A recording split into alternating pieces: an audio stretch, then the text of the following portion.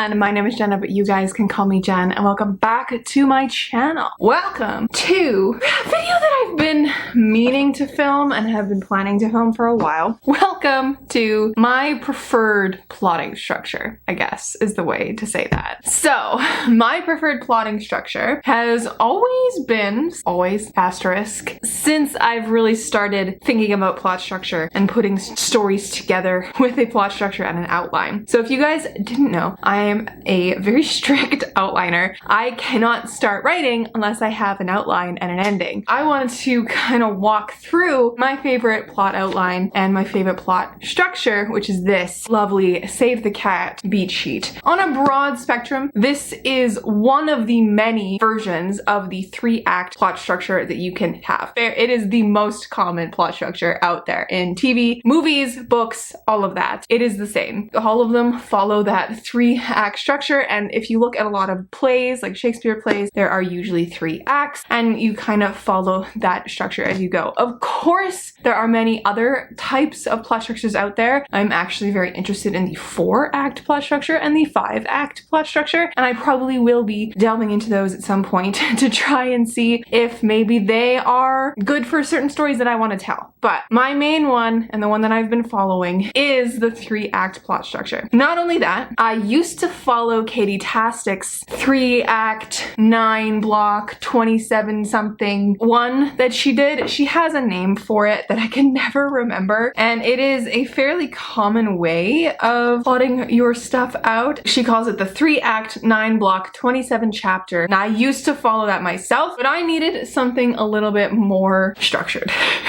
I guess you could say. And then I found Save the Cat. And Save the Cat is my favorite thing. Once I found this plotting structure, I ended up trying it on my YA Project Dark, my YA fantasy that I've shelved for now. It really helped solidify a plot outline. Today, I wanted to go through my plotting that I do and the integral pieces of the Save the Cat beat sheet. The main thing that comes with the Save the Cat beat sheet is that there are 15 beats, and each of them takes you from one piece to the next. And one thing that I've noticed is that you can kind of twist them to what you need them to be for your story. And I think that's what I really like about this, is that it is simple and straightforward, and yet you can still really make it your own. It's only 15 big pieces instead of nitpicky details kind of filling in. So it is a structure, but not overly structured, if that makes any sense at all. Save the Cat beat sheet is broken, of course, into 3 acts. This structure also comes with like a percentage range.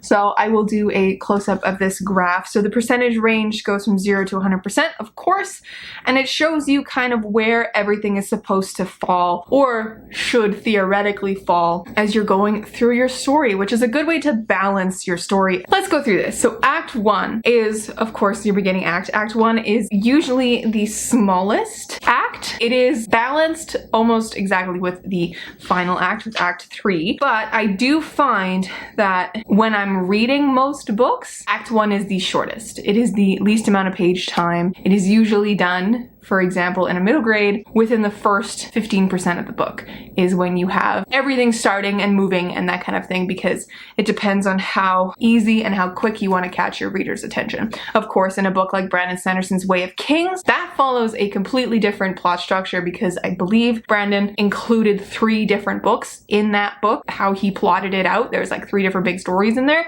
So in that case, it's a little different. In Act 1, you have your opening image. And now this is one single scene. This is what you open your book to. And my favorite thing to do with opening images is to start with an action scene. Something that grabs your reader's attention, something that's happening to your character, and is a great way to just get the tone across, to get the feel of your character across, and to get a few key information pieces across if you can fit it in. The opening image is short, concise, one piece of deliciousness that just makes your reader want to read more. So what I'm going to do is I'm going to bring up my original outline for Project Dream, which is my middle grade, if you guys didn't know. The original opening image for Project Dream was Abby and family on moving day. It opens up with Abby standing on her back porch step, hearing her sister and her dad and her aunt moving around, moving stuff in.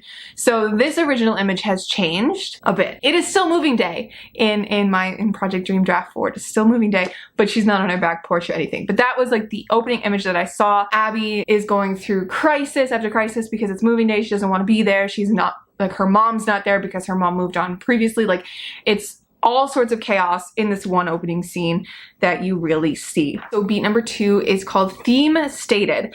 This is one of those beats that you can put anywhere in Act 1. And often I actually don't even know if I have it in my draft anymore. But it is incredibly important to think about because it speaks directly to what your character needs to learn or needs to do by the end of the story, by the end of their story. It is crucial to think about because it's not what your character wants to do, it's what they have to do and what they will end up doing to realize this, or something that they will end up realizing. The theme stated is a statement made by a character, typically not the hero because it's usually made to the hero, that hints at what the hero's arc will be. As I said, not what they want to do, but what they need to do by the end of the book, what they need to realize, what they need to accomplish, X, Y, Z. My original one was going to be said by Jack, and I believe now I could consider my theme stated it's said by Abby's father, and I don't quite remember what it is because it's changed so much in my draft, which is totally fine. Totally fine, guys. Side note, before we really dive into this, if these beats change at all as you're writing your story, that's okay. This is just a skeleton to get you going, and it's going to change. Like, I rewrote an entire outline chapter by chapter when I went from draft 3 to draft 4 for Project Dream. And if I went back and actually made a beat sheet from draft 4 now, it would be so different from my original beat sheet. That's okay. It's meant to change. This is just your beginning thoughts to structure a story in a way that keeps things moving and flowing and gets you thinking about the things that you need to have in your story, like a character arc, for example, which is what theme stated is. All right, beat number 3 is setup. So this is something that spans a few scenes, and it goes from about the first percent of the book to the 10% mark, however you want to lay that out. So the setup is an exploration of the hero's status quo life and all its flaws. So basically, in a nutshell, the setup shows us our characters' issues that need to be fulfilled. It shows us where they are at the beginning of the story and a few of the things that we realize as readers need to change in our characters' lives. That's how I like to think of the setup, is sitting there and going, okay, what are Abby's problems and what are her wants and what are her needs that need to be shown right at the beginning. So it's definitely good to have your character's goal in mind right at the beginning. Your character's goal, of course, is not always what they need to do by the end of the novel, right? I wrote in here my setup, multi-scene beats. So you set up the hero, you introduce everyone who exists within your hero's Act 1 status quo world, and you show her flaws and make it clear how their world needs to change, as I said. In this, we meet Jack and his mom. We have a nightmare to show how Abby's life needs, like, she's got this problem that she's been dealing with. We also see the issues within her family. We see her tension with her sister. Her mom is not with them anymore, so we see that issue. So we keep seeing all these different things that kind of bring us into this world, and we start understanding Abby and who she is. And that, of course, brings us to the big thing that sets off the story, which is your catalyst. So this is beat number 4, your catalyst. This is, again, a one single scene that is usually called an inciting incident, but I like the word catalyst better because a catalyst is something that occurs that just changes everything, you know? So yeah, an inciting incident or life-changing event that happens to the hero, it's very important, which will catapult them into a new world or new way of thinking. This is an action beat that should be big enough to prevent the hero from being able to return to their status quo setup world. So, for example, Abby, her catalyst has remained the same since the beginning, which is when she goes into the Chestnut Cove Forest, which is where she lives, with Jack, and the kind of the lead up to that point, Jack is telling her a story about the forest, and then they go into the forest and they have this big event occur. It's that moment where she's like, oh no, now I have to figure this out. She's been given this piece of information and she's been in the middle of this attack, essentially, that like pushes her into this world, or starts to push her into this world. Then we have the debate, which is usually not that long when you're dealing with middle grade, which is what I'm dealing with. But the debate is a 10% to 20% mark of the book. So it brings us to the end of Act 1, which will bring us into the break into 2, which is very important. The debate is a reaction sequence in which the hero debates what they will do next. So it is usually presented in the form of a question like, should I go on this adventure? Should I decide to go into this forest and really actually figure out what's going on, or just leave it be? You know, the purpose of this beat is to show the hero's reluctance to change, which is something that I don't usually do with my catalysts. Like, if you really want to think about it, the catalyst and the debate is usually the question of, will this person go forward with this discovery or this area and start to explore this new world they've been introduced to, or this new issue that they've been introduced to if you're not dealing with a magical world like I am. I really like to think about it as like this moment of like trying to be in your normal life and constantly bombarded by the fact that like you've been presented with this new piece of information that you don't know what to do with. Then the actual decision to do something about it is where we break into Act 2, which is beat number 6, break into 2, which is again a single scene beat where the hero goes, yeah, okay, I need to actually do this. I need to figure out what this is, and they step into this new world. For example, with Percy Jackson, the catalyst, debate, and break into Act 2 are all very close together in the actual book. They're back to back to back. I don't even really think there's much of a debate except for Percy deciding to fight the Minotaur, and then when his mom disappears, his choice to drag Grover back over the property line into Camp Half-Blood is that moment where he decides, okay, cool, we're gonna do this, we're gonna go into here. And then the break into 2 is kind of a scene that, in Percy Jackson at least, is the moment where he's introduced to Camp Half-Blood. That kind of gets us into the fun and games piece of Act 2. So Act 2, which is where we are now, is my least favorite to deal with. But it's also the most fun because this is where your story really starts to go. So one thing that I like to always think about is that you have your A storyline, which is what you're promising on the back of your book. Basically, you have your A story, and then you have your B story, and occasionally a C story and whatever else, if however long your book is. But what really matters is that B story. You catch a reader's attention with the A story, right? You bring them in with the promise of a magical forest, let's say, and then you catch them with the B story with the characters and really falling in love with who you're offering and the story that you're crafting and the world that you're giving. And that's the meat of the story, and that's what you get in Act 2. I am going off on a tangent.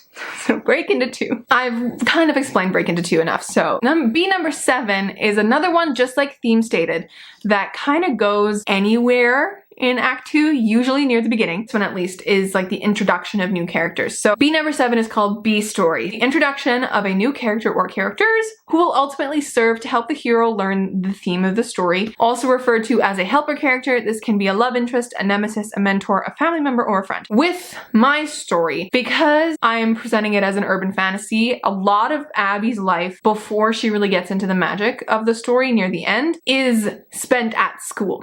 So she meets Jack really early on, even though Jack is one of her best friends and like is throughout the whole story.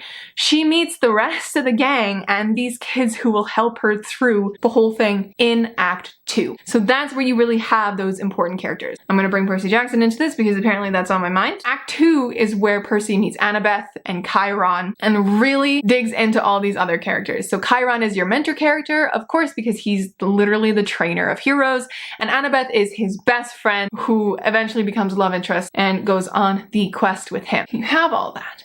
And then, of course, beat number 8 is fun and games. So this is where you really get to explore this new world. This goes from the 20% to the 50% mark. So it's a big chunk of your book. This is where we see the hero in their new world. They're either loving it or hating it, succeeding or floundering. Also called the promise of the premise, this section represents the hook of the story, why the reader picked up the novel in the first place. So, as I said before, A story, B story kind of thing. You're presenting A story, this is the story that people want. This is the magical forest. This is the Camp Half-Blood learning about being a demigod, right? This is what you've promise the reader. This is what you're giving them. And what I really like about Save the Cat is how when they go into this beat specifically, it allows you to make decisions as to kind of how the arc of your character's story is going to go for the first half of the book, and then it sets up what you're going to do for the second half of the book. So as I said in that little introduction for this beat, it is a loving it, hating it, succeeding or floundering situation because you have to kind of choose. The fun and games is nearly 30% of your novel. You have to vary the action. Of course, there have to be ups and downs and that kind of thing. I call this the bouncing ball narrative. Your hero is up, your hero is down. Things are going swimmingly, things are going horribly. The hero succeeds at something, then fails at something. The girl gets the boy, the girl loses the boy, the detective, etc., etc. Despite how many times your ball bounces, in the end, there should be a general direction in which the beat is heading. So no matter what, if you have Percy, who's kind of sucking at a lot of stuff, and then he finds out that he's the son of Poseidon. You have the introduction of the prophecy and the choice to go on the quest. And then you have the start of the quest, and you have the three Furies following them on the bus, and then them exploding the bus. So you have a lot of ups and downs with that. And I actually think that the first half of Act 2 in Percy Jackson is a negative or failing arc, because you have a lot of like, we don't know what we're doing, and we keep like meeting these monsters, and even though we do succeed over these monsters, it's like a taste of bitterness in their mouth, and they're kind of like grappling with the idea of if fighting for the gods is even worth it. Like that's a big kind of overarching theme to the whole series, is why are we fighting so hard for these gods, right? That's one of the themes that is explored in that book. That's what I really like about this Save the Cat, is it says that you have to kind of pick a trajectory that you're going in. Is it an upward path, the general direction heading towards success, or a downward path? Because this general direction of your fun and games is a critical decision to be made, because when you get to that midpoint, the midpoint decides everything, and then of course it decides the rest of your novel. So we're gonna just dive into the rest of the midpoint here. Number 9 is midpoint, and I think the midpoint is probably the most important beat besides catalyst, because midpoints to me determine whether or not your book has a saggy middle. I hate saggy middles. It's when you get to the middle of a book and you're like, wow, there's not really a whole lot going on. Not really a whole lot holding my attention. That's because there's no good change. Everything is turned on its head yet again, point in the middle of the book. I've read too many books like that where they don't have a proper midpoint, and it makes me physically mad. It is literally the middle of the novel. So you can pick out any midpoint you can if you like kind of judge a book and you're like, okay, the middle is about here, so something big's gonna happen in the middle. This is why things are no longer surprising to me in books, because I've studied plot structure for so long, and I'm just like, I know how a book is put together. So if a book successfully shakes me to my core and like surprises me with something, that's a damn good book. Damn good book. Anyways, okay, midpoint, literally the middle of the novel, where the fun and games culminates in either a false victory, so the hero has thus far been succeeding. So this is where the decision of how you're gonna aim your Act 2 comes into play. So Act 2, if you decide that your hero is going to kind of succeed and like their place where they're going, they're loving this new world and they're succeeding in it, this midpoint has to be a false victory. Has to be. And then of course vice versa. So if your hero has been kind of hating it and not really succeeding very well, it has to be a false defeat. And something should change here. Something should happen in the middle to raise the stakes again and push the hero toward the real change. So a lot of times midpoints of the novel are moments where the original thought process of a hero is heading towards something, and they're like, wow, okay, this is something, this is great. And then they find out something in the middle of a novel, and they go, whoa, I was completely wrong. Something like that, where they find out a crucial piece of information that just makes them go, oh, this is a lot bigger than I thought it was. The midpoint section in Save the Cat is large, but 3 things happen in your midpoint, okay? Number 1, the hero experiences either a false victory or false defeat, as I said. Number 2,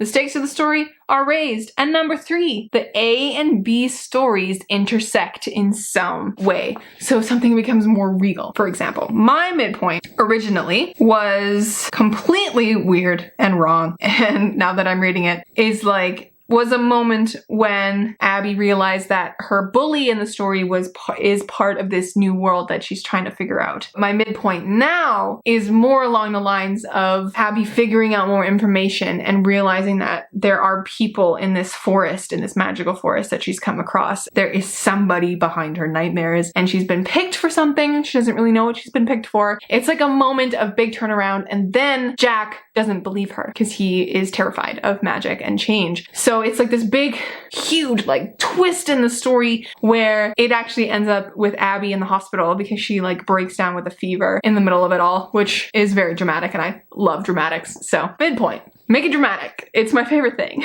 Anyway, so after the midpoint, you have the bad guys close in. So this is the 50% to the 75% mark of your book. So if your midpoint was a false victory and your trajectory at the beginning of the book was going up, this part is a hard turn to the other way. It has to flip over. It'll be a downward path where things get progressively worse for the hero. If the midpoint was a false defeat, this section will be an upward path where things seem to get progressively better for the hero. But regardless of the path, the hero's deep-rooted flaws or internal bad guys are closing in. So it's where you start to work through things, you start to discover things, and you start to really just get into the meat of your story and you start getting into the really big problems of your story, the things that are actually happening. My bad guys close in originally was Frankie, one of my characters, and Abby closer during this part. I had picked Frankie as like one of the main characters that would work with Abby, but it's no longer Frankie. It's more Willow in it now.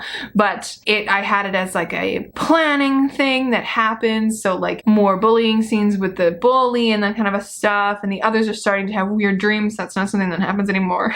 The storms in the real world are getting worse. This is the moment where all the stress and stuff hits and the kids are pulled into the magical world. Like I had originally, this was the point where they realize that something is attacking the forest or trying to attack the forest. So it's just all this kind of like real stuff that's coming together. Things are happening. That kind of a thing. Number 11, beat number 11 is the all is lost. So this is again a single point, like the catalyst, like the midpoint, all is lost. This is the lowest moment of your novel. It is an action beat where something happens to the hero that, combined with the internal bad guys, pushes the hero to rock bottom. In my original outline, I had the bully basically turn all of Abby's friends against her by doing something, but in my book now, the all is lost is after Abby shows her friends the forest. Frankie ends up breaking their arm in an accident in the forest, and the kids view it as Abby's fault. So it's this like moment of, oh no, Frankie breaking their arm brings us into the all is lost. So it's like the moment at the hospital where the kids just yell at Abby and leave her there in the rain. It's very dramatic, as I like to say, love dramatic. And it just kind of ends up being this moment of breaking Abby down into pieces where she's like, yeah, I was right. Nobody likes me. Nobody wants to be my friend for any longer than they have to be. It's like this whole internal struggle that like she thinks is real, that like she's not worthy of being a friend to people, or she's like kind of a throwaway friend. It's this whole thing in the book. That brings us into beat number 12, which is Dark Night of the Soul. Of course, this is the reaction to what just happened. So as I said, Abby's wallowing. She's not doing very well. This is the moment where the hero takes time to process everything that's happened so far. The hero should be worse off than the start of the novel. So this is the darkest hour, just before the dawn, and is the moment right before the hero figures out the solution to their big problem and learns the theme or life lesson. So big shit happens. That's what it is. And then it's the reaction to it. It's Abby's reaction to losing her friend group again. It's the moment where Abby and her sister kind of have this heart-to-heart where Abby starts to realize that maybe they're mad at her, but she also isn't trying to get them back or trying to apologize. Like it's also her fault for not trying to fix that rift that has happened. And so it's this moment of Abby sitting there realizing that in her like personal life, and then also realizing some stuff about the forest, and she's like putting clues together on her own without her friends. And that brings us into Act 3. Beat number 13 is the break into 3. So this is the aha moment. The hero realizes what they must do, not to only to fix all the problems created in Act 2, but more important, fix themselves. The arc is nearly complete. My original breakthrough was that Abby has a dream. Very briefly, that seems incredibly important. It's not much. It's just her standing in the autumn forest with the girl she saw before, and the girl is desperately trying to ask for help. Something keeps cutting her off. But from this, Abby gets the gist of the girl is stuck in the forest and everything, you know, that's not really what it is anymore. My My breakthrough kind of is, I tweaked it a little bit. I stretched it over a few things where it's like Abby putting pieces together, and my breakthrough is going to be a little bit bigger in my draft 4. Haven't yet written it yet because I'm only halfway through the draft, but it's something that is like, oh my gosh, this is what we need to do. Let's do this, you know? The final key to the problem. And then it brings us into beat number 14, which is the finale. So this is 80% to 99% of the book, and the finale is broken up into pieces. I really like the way that Save the Cat has broken it apart. It's given us a 5-point finale, which I usually follow very, very well, you know? I try to, at least. I try to include as many of these 5 points as I can in a finale because I like having a really well-paced ending, because I don't want to ever be accused of having a rushed ending. That is like my least favorite thing in a book, is having a rushed ending. So point number 1 in the finale is gathering the team. So this is basically, as the title says, it is gathering the team to accomplish what you have now discovered. Point number 2 is executing the plan. So this is go time. You storm the castle. You have reached this point where you're like, okay, we're gonna do this. And then this is also a beat where if there's something that needs to happen, then we have point 3, which is the high tower surprise, which is one of my favorite things, which is where you can sneak in a twist in your book. So everything seems to be great. It's executed, the plan's going well. And then all of a sudden, surprise! It's a trap all along. Or in surprise, the person they're looking for is not there. Or it's something that happens. Like one of my favorite examples is from the Hunger Games. So Katniss and Peeta survived the Hunger Games. The game makers announce another rule change. Only one person can win. So it's that moment of like, oh God, what do we do? It's another twist. It's another challenge for the hero to overcome. Then point number 4 is dig deep down. So if the high tower surprise is yet another catalyst, then the dig deep down is, you guessed it, another debate. So it's the reaction, cause and effect, you know? The high tower surprise cause, the dig deep down is the effect, is the thinking it through. Again, this is another gathering of the team, reassembling a plan and whatever. And then point number 5 is the execution of the new plan. It's the last bit. It's when your hero has dug deep down to find the truth, to see them win. So Katniss and Peeta, again, they eat the berries. My original finale went a little bit like this. So the gathering the team was Abby going to knock on a neighbor's door, where she then meets the gang, and then she like makes recompense with the gang. Like she gets back together with the gang, and they all are like, oh my God, we have to do this. Let's do this. So they execute a plan. So they go back to the forest. They step into a dying forest, which is totally different from what they've seen before. Like the autumn forest is beautiful and like an autumn paradise. And this one they step into, it's all winter. So then the high tower surprise. Oh my God, Josie's there actually. Whoa, what's she doing here? And also there's there's a few other twists in there that I've built in that still kind of are in my story. Then the dig deep down, the kids start fighting the bad dream things, and Abby tries to get the tree to free the other kids. Frankie bashes them. It's like an action scene. The execution of the new plan. It's been whittled down to 2 of them, and there's like this moment where they have to decide something and do something, and then they get the upper hand on the bad guy in the story. Like they free everybody, everything's great, but then at the end of my story something else happens, which kind of makes it like a bitter taste false defeat. It's fun. It's fun, I say, as I crush hearts across the world. But yeah, so that is mainly the finale. Those are the 5 beats of the finale. And that brings us to beat number 15, the final image. As we started with an opening image, we end with a final image. Again, just a single snapshot of where our characters are after all this has happened. It is just a ending. It's the ending. So a good final snapshot example is I'll use my actual final image in my book. I have a few. It's one of those things that I think that a final image can be kind of stretched a little bit. There can be a little extra padding in your ending. It's not just like all this action and then a final image done. I think after the finale, all those beats, there should be another beat in there that is just like kind of your wrap up and then the final image, but that's just me. That's just me. So I have like an ending where I have Abby and her friends, they're sitting at the diner in their town. They're all in their Halloween costumes because it's Halloween, and they're having a discussion, and we see Josie show up. She has a little bit of a conversation with Abby that kind of shows like where they're going in the future, their relationship in the future. Then we have Abby going home for a bit, so we see her relationship with her sister now, and we see an introduction of her relationship with her mother that's going to be more explored in book 2. And then we have the actual actual final image of the story, which is Abby walking back towards her friends in her Halloween costume, and it's her realization that she finally has somewhere that she belongs. It's one of those things that you can have an extended ending to like really kind of lay out where your characters are. I like to have a little bit of a balance at the end of all that action, a little bit of padding, just like you had at the beginning, like the setup of your story. I like to have that again at the end. That is what I like to use for my outlining, for my plotting structure. I was going to include a like plot with me section in this video, but because this video is already pretty long, I don't think that's gonna happen. But if you guys would like me to do a plot with me step-by-step filling in a beat sheet, kind of like not like super in depth, I would be more than happy to do that with you guys. Let me know down below if that's something that you're interested in, and I will make up a story on the spot, I guess, like a super simple one that we can kind of dive into. But yes, my friends, that brings us to the end of this video. Thank you so much for hanging out with me. This is, I think, going to be the first of a little series that I'm going to do on my channel where I discuss like the mechanics of writing.